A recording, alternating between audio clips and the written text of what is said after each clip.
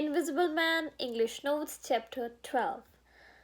While these things were going on in the parlor, and while Mr. Huckster was watching Mr. Marvel smoking his pipe against the gate, not a dozen yards away were Mr. Hall and Teddy Henry discussing in a state of cloudy puzzlement. Suddenly they heard a violent strike at the door of the parlor and a cry. They asked if everything was fine inside. There was a muttered conversation. Then Vickers said that everything was fine inside, and he needed not to be disturbed. They found it odd. They heard another voice saying, "I can't. I tell you, sir, I will not." Disgraceful. They thought it might be Cuss's voice. They heard the sounds of throwing the tablecloth about. Soon Mrs. Hall appeared, and watching them at the parlor's door, she got angry, as her husband was doing nothing. They tried to tell her the matter. Then Mr. Huckster came, crying, "Stop thief!"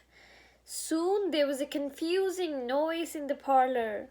Hall, Henry, and people from the tap ran into the street. They saw someone move around the corner towards the road and Mr. Huckster executing a complicated leap in the air that ended on his face and shoulder. Hall and two laborers saw Mr. Marvel vanishing by the corner of church wall, and they concluded that it was Invisible Man now visible. After a few yards, Hall suddenly found himself flying headlong sideways, and he clutched one of the laborers and brought him to the ground. Along the three men already lying on the ground, seller of coconut shy too was kicked, and he fell to the ground.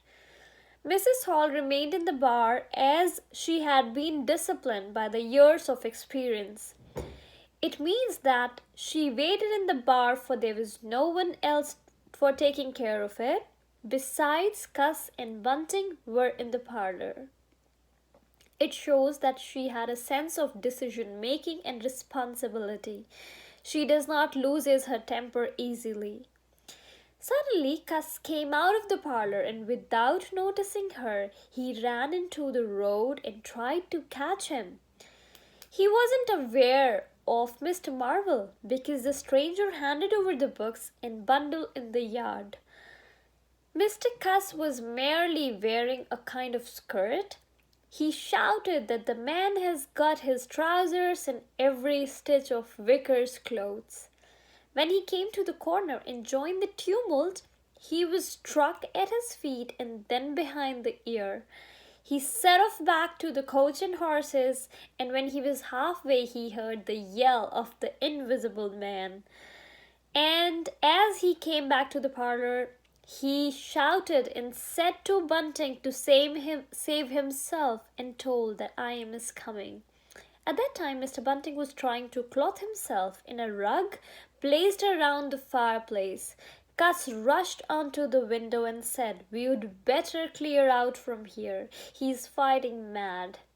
Now Mr. Bunting had two alternatives, either to choose the passage of the inn, or he can climb out of the window. He chose to climb out of the window, as he heard a frightful struggle in the passage of the inn. After coming out of the window, he ran into the village. Although Invisible Man's intention to come to Iping was to simply cover Marvel's retreat with clothes and books, but his temper was not very good, so taking advantage of the situation, he started hitting people. There was a very confusing situation and no humanity at all. People closed down the shutters.